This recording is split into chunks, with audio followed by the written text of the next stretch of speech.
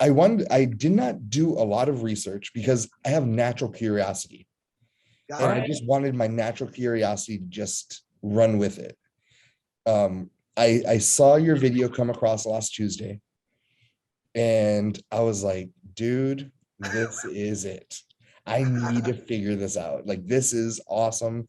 I love it. It's not your everyday thing. And I actually have a lot of respect for this kind and for everything that this kind of art.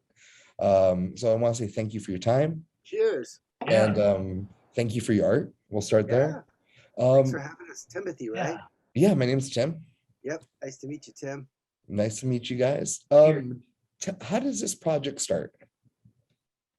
Well, it's basically like Borts Minorts is Chris's. Should I tell the story? Yeah, Like, go for it.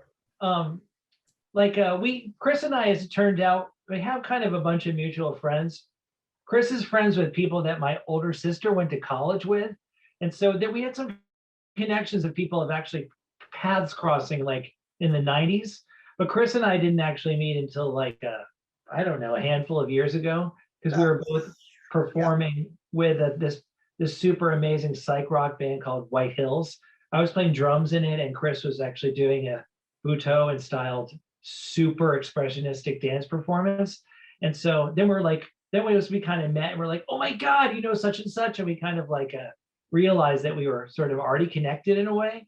And then I became familiar with Chris's band, which is Borts Minorts, which is one of the all-time great performance iterations of anything ever. And I was just totally blown away by Chris, by the totality of the whole thing. And then then we performed together, Chris with my band, and also with me as my solo artist, solo performance. And then Chris just approached me about recording him, and I was like, hell yeah, because Borts Minorts is the best fucking band ever.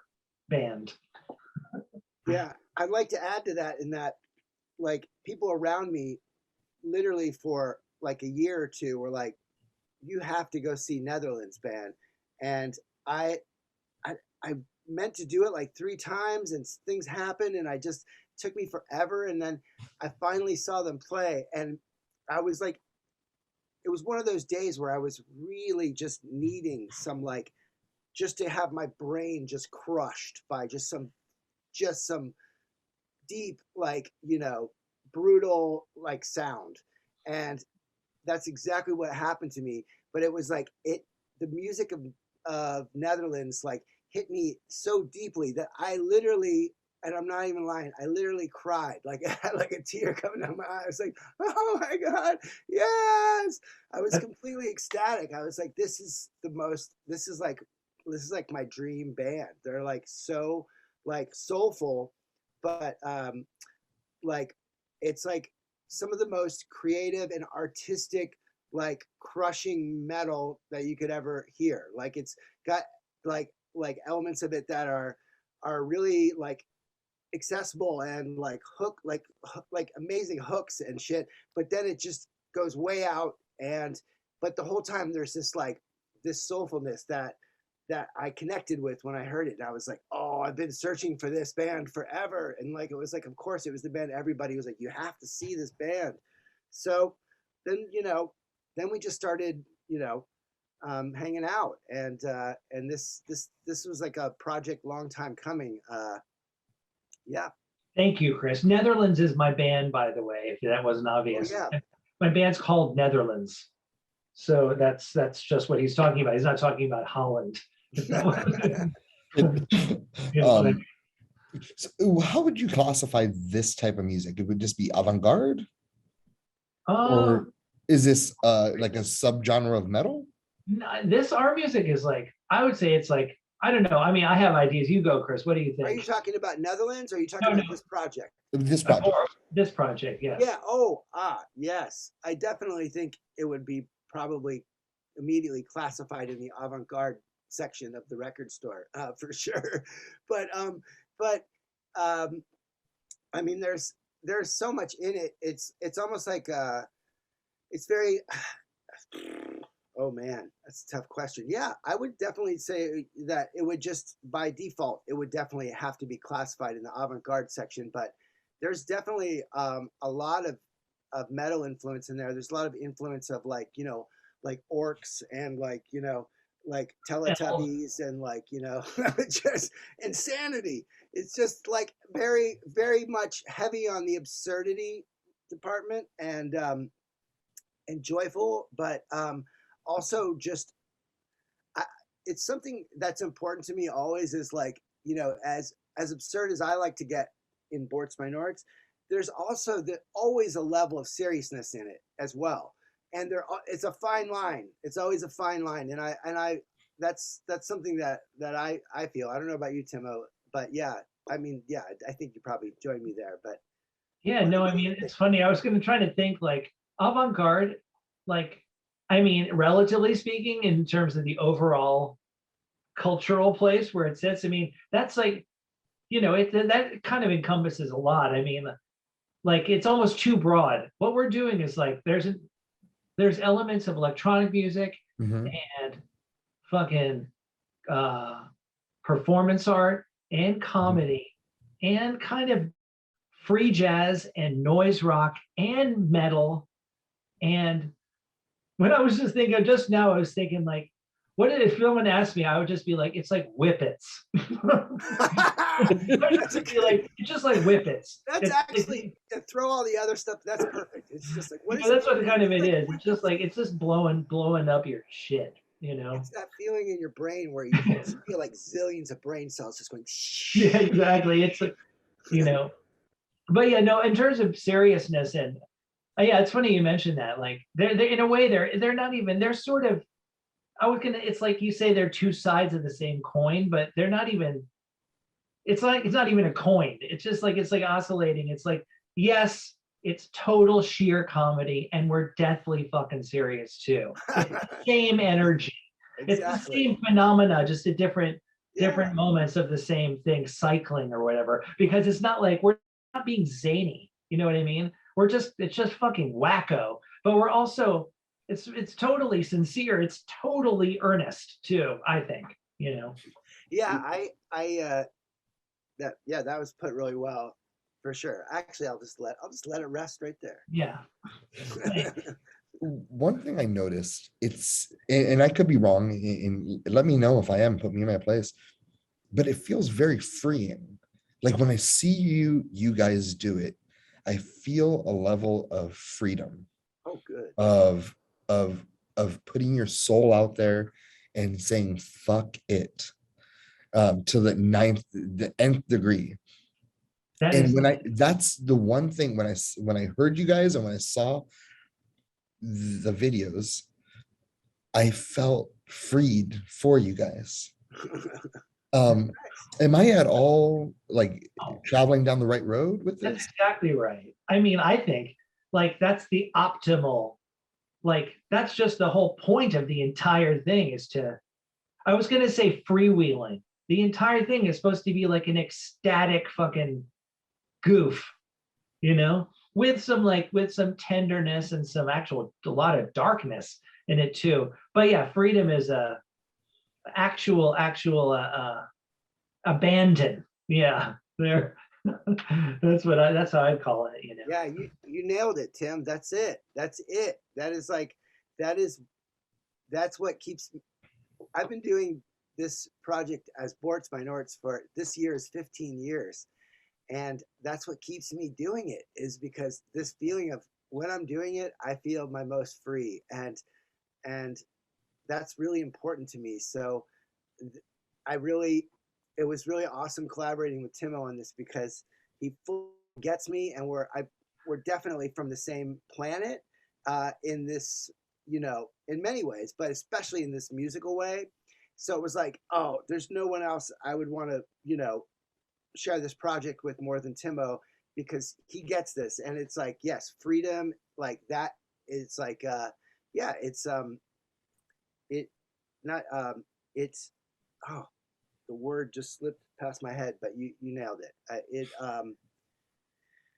Uh, encapsulates isn't the word. I don't remember what the word was, but thank you. You got it. some of the, one of the songs on your new EP, I'm not sure, maybe it is new EP, Mommy Donkey. Oh yes, that's the one, Mommy Donkey. That is my favorite of the, because it reminds me of growing up and running to the TV, and I'm going to put on a television show or a cartoon.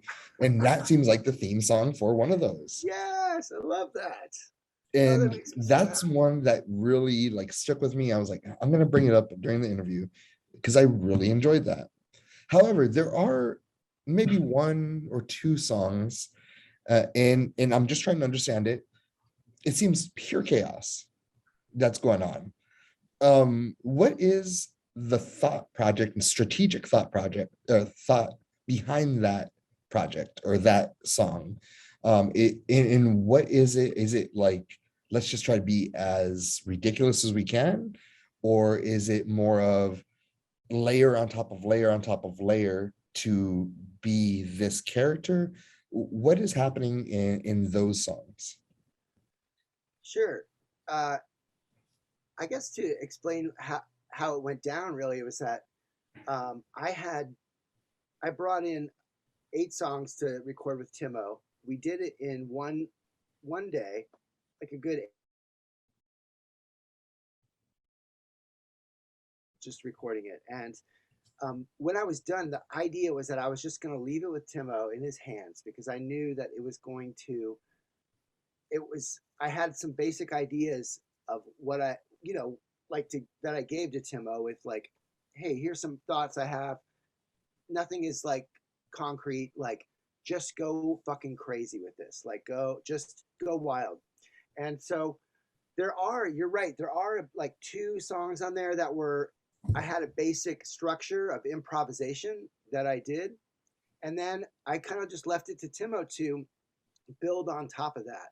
And I, Timo is such a meticulous, um, like someone who like really, really thinks about and deeply about, is this going to add to the song? Is this going like, so I had total faith in what he added and was going to be like exactly what the song needed. And there was a couple of instances where it turned out to be completely different than what I thought, but I was so happy with it. I literally fell over, like not. I mean, I fell out of my chair laughing because it was just so insane.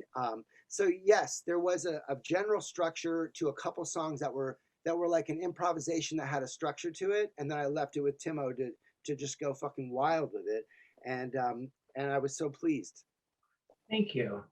I was gonna say like, I mean, yeah, it's very much like the those 2 songs particularly, like the kind of crazy, the sort of more super expressionistic, like noise, free noise numbers, like those were those were built from these improvisations that you and I did, and you essentially built on that first day. But like to your, as you mentioned, like if you really listen to those things, they have been meticulously constructed. Like they're not just like, there's actually nothing random in there at all. Right. It's That's not like right. I was like, let's throw a bunch of stuff in here just to be crazy. Like it's like if you listen to it with headphones on and like really deeply as possible, with as much focus as possible, you realize that like it's like a painting. Like it actually, I spent a long time building those things. Like in That's other what I words, was. it's not just like I wasn't just like wow and like did it. Like I actually like really, I got extremely granular with everything. Those 2. It might seem a little counterintuitive because they just seem like jams, but they're totally not. And I need to that's exactly what I was. re-listen to that. Yeah, that's what I was trying to actually say. And Timo, and also one of them, also, he actually, to further his point, like he actually had this other version of one of the songs that was so completely different, and then which he really liked and I really liked, but then then Timo, I remember you were like, wait, hold on a second, I got this idea for this. I want to just try something, and it took a little while, and all of a sudden the song came back, and it was like, whoa, like it was like like you said, a painting. It was like you had taken this painting and you had completely made it into a different story. And Yeah, absolutely. I mean, yeah, it is very much, really deeply thought out. Contrary to what you might think based on the vibe, like it's a combination of total like a spontaneity, but then total extremely meticulous refinement, you know. And so yeah, that's just kind of me. That's a sort of like it's a characteristic of a lot of my work. It feels very, very, I mean, to me, it's like a time machine. It brings me, almost all the songs remind me of something of my past. Wow, that's so And I feel like certain songs, like I can taste the cereal in Mommy Donkey. I could, I don't know a lot of your other, like the names of the songs in this album when I was listening to, but there's some of them that I can feel walking home from school. I can feel, and I know, I'm not sure if I'm conveying the right message to you guys, but what you guys are putting together is it's an exercise for my memory. That's great. And that's what made me love it so much. That's awesome. I'm so glad to hear that. I love that Mommy Donkey reminds you of eating cereal when you were a kid, because it's definitely yeah, that's not I loved what Timo did with that song. He actually like somehow it almost sounded like this revival, like it definitely will always have that TV commercial vibe, but Timo, you also added this like almost this like revival soul gospel, like the Blues Brothers rhythm and blues review, but like on whippets, basically, like kind of like it's R&B and Broadway and whippets. Whippets that was really like, that's perfect. In regards to this project, who do you look at and are like, yeah, that is an inspiration that I have for this, or this is a person that I look at and like, oh shit, that is where I want to be. I don't want to sound grandiose, but the only person I looked at was Chris. Like I didn't, in a way, like that's enough. Chris, it's like there's an entire worldview there. I don't need to like, so nothing needs to be. I mean, I drew from other genres and stuff, because there's a little bit of R&B and there's some yacht rock and then there's some punk rock and there's some genre references, but overall, like we definitely I didn't have anybody in mind. I didn't need anybody. I feel like we're sort of established enough as artistic people just to be like, all right, let's make this happen. I don't know, but maybe Chris, I don't know about you, but that's just Borts. Where does the inspiration? Where do you draw inspiration from with Borts? Let's see. Well, do you mean musical inspiration or just overall inspiration? No, overall, like, because I don't really, when I see this, I don't necessarily say that is a band. I say that is an artist, that is a person, there's so much, like you said, theaters in this. There is theater of the mind in it. There is music in it. It's everything. It's the ultimate collaboration of all genres of art. Yeah, I think where I gather inspiration is, I really just think there's like I guess I feel like I have this like this alter ego, and we all do, like we all have this like this sort of alter ego that, if you mentioned freedom, like there's a moment like when I'm really, what keeps driving me back to this is just this feeling of pure abandon freedom, just ripping my heart out and just flying like into the audience and like just just doing what you shouldn't do every day of your life, like is what just drives this. Is just like whatever is, just try to like combine the most insane shit, and just whatever comes out that feels absurd and inspiring to other people and makes people like fall over laughing, and also just fucking rocks, like for me, like I look at somebody. Okay, here's an example. I'm I'm having a hard time here. David Lee Roth. Like, I look at David Lee Roth and I'm like, that is what he put out at the height of his career. Like, he was an absurd motherfucker. Like, he was hilarious. Like, he had so much humor injected, but he was so tongue in cheek and over the top. And like, that kind of shit really inspires me. Like, just like, and to be able to perform that or to record music like that, that's really what I'm going for, is like that kind of, but maybe even more, even next level beyond David Lee Roth. But like, yeah, so just touching on like just something that will take us away from this fucked up world and just like make us forget about our lives for 20 minutes and go, what the fuck was that? To forget about reality. Right. Block out fucking reality.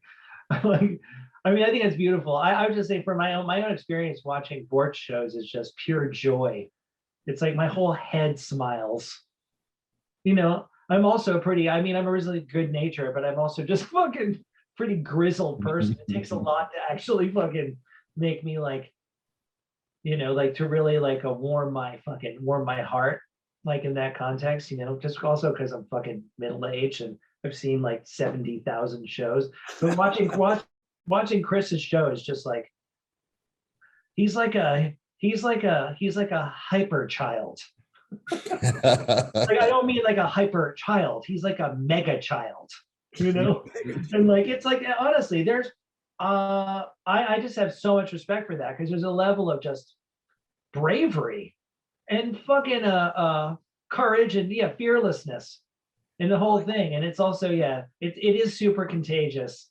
And like, I just honestly, it's like, not only that, I mean, Chris, I'm gonna say this, you're a fucking incredible dancer. You're like honestly, if you haven't seen Chris is like a physical genius. And so like, just not only that alone, I always say like, Chris is like, he's probably one of the better performers of any kind I've ever seen. And so, and the music's like flawless, and the whole presentation, the entire thing is totally coherent. It's all extremely, very, very well realized. And so, yeah, to me, it's just top notch. Thanks, Timo. So much. That means a lot coming from you. It's true, man. Definitely has, that means a lot. And I love getting on stage and scanning the audience and seeing like the guy that's just like, focus shit. And bam! I like to just dive off the stage and just like, I just like, it's my job. Like, I feel like when I get on stage, I want to put out like what I want to see as an audience member. Like Timo, I've seen, and you, I'm sure as well, have seen 70,000 bands, and it's like, what I'm going to do on stage is exactly what I hope that I get to see when I walk into a club to see a band. I'm gonna just like bring a little element of danger and a surprise and like hilarity, like, and it's my job to make sure everyone forgets their life for 20 minutes. So thanks, Tim. I like the idea that make everyone forget their life and then they actually don't remember it. They're like, I'm just lost now. Who am I? All right, so I have some faster questions. It's a change of pace. And it's more about you guys. It's more about personal. Nothing like too personal, just opinions on things. We'll start with a dream concert. You have to make a lineup of 4 different artists, alive or dead.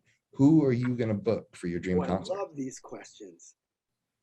Like, you mean like the dream band or the dream lineup?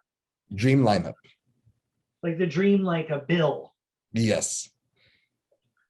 All right. So I think for me, all right, it's got to be it's that Electric Miles, Mahavishnu, the Band of Gypsies, and the Who from 1969. Ooh. Yeah. I mean, I could go on and on. I'm just saying, like, that's 4 bands. We don't have that much money. Yeah. Or like some magic. We don't have enough money for 4 artists. Yeah. Oh. I don't. Yeah, those are, to me, those are the godheads. The Band of Gypsies, Mahavishnu, and then like, and Electric Miles, and then and then maybe like the fucking P-Funk from the early 70s. Oh, yes. I mean, I don't even think of those things, the ensemble musicians of the human fucking Oh my God. 20th century human civilization. I think no one beats those bands. You know, and there's a sort of a sub tier of other people that are, you know, in the 99th percentile of amazingness that are also just godlike, you know. But yeah, that list could go on and on, but that would be my. Oh, this is such a hard question. Chris? All right. I'm going to say the MC5, the Stooges. Ooh. And then I'm going to throw in Funkadelic, like from, you know, the early days, like the Maggot Brain, you know, era. Oh man. And then who is that fourth band? It's got to be Jimi Hendrix. And is it the Experience or is it the Band of Gypsies? They're both so unbelievably great though. Oh God. You can't go wrong, either one. Mitch Mitchell like makes me want to crawl out. I know, me too. He's one of my favorite drummers. I guess I'm gonna say the Experience just because you said Band of Gypsies, because then we'll have it all covered. Also, I mean, I can't. It's so there's just too many amazing ones, but the transcendent, you know, and then there's so much jazz. There's so much unbelievable jazz. And I could have just said like John Coltrane, Sun Ra, like Albert Eiler, like, you know, Charlie Parker. Like, I love all those. No, I know. Yeah, but the rock concert, I feel pretty good about my choice. I think you did great. I'm geeky. I would seeing the Stooges back in 1970. Yeah, that would be sick. Still, I don't even, and almost no one comes close still to that whole intensity of that thing. No. And then Who live at Leeds? Damn, that's just like, yeah, I can't. Oh. What? Sorry, go ahead. No, go ahead. Well, all right. My next question is: what was or is your mom or dad's signature dish? Wow. I don't think they have signature dishes. They don't. They the actual answer to that is a lot more complicated. You know, it's like, well, my family hasn't been together since 1981, and so I didn't have a lot of meals with my dad since then, and my mom doesn't have a signature dish. Sorry, it's not a very interesting answer, but you know. What about you, Chris? Do you have an actual answer for that? Definitely. My mom learned how to make. My mom's side of the family is Irish, and my dad's side of the family is Italian. But my mom is a good cook, and she learned how to make really good pasta from my grandma on my dad's side, who is the Italian side. So the signature dish is definitely like, you know, is whole full Italian, you know, thing, pasta, for sure. Yeah. All right. What are you guys streaming at the moment? Visually, not audibly. Oh, you mean like on the streaming services like Netflix and all that kind of thing? Yes. I just started watching Severance, which is actually pretty great. So good. It's pretty psychotic and droll. It's pretty great. Great, yeah. You know, I honestly, you know, I'm also reaching the point. Oh wait, I watched. I'm arriving at the point where, after this many years of fucking streaming, that I feel like because it's too goddamn entertaining. It's too amazing that like it's like I'm an addict. Like I feel like I actually need to stop streaming for like a year just to get my critical thinking back and to not become a. You know, I don't smoke pot anymore, but I feel like I'm like a streaming pothead, you know? And so, I mean, obviously with all, God bless anyone else who wants to fucking drown themselves in watching television all day long forever, but we didn't used to watch so much TV. It's like, we didn't used to watch the entire season of 8 different shows at the same time, you know? So I don't know. I don't want to sound like a crank or some kind of like I'm bitter or something like that, but I'm realizing it's like I'm you know lying on our sofa and watching things. I'm just kind of realizing it's like I'm at the point after 9 straight years, maybe 9 or 10 straight years of watching fucking Netflix that I'm like, this can't be good. for my life. But then again, like, yeah, it's like a culture-wide super addiction. Is that, am I far off there? What do you? I know, and that's not, I'm sorry, that got a little more philosophical than your question asked, but like, I'm enjoying Severance. It's pretty fucking great. I also watching Severance. It's really very Charlie Kaufman-esque, like very yeah, really good, really dark. Loving that.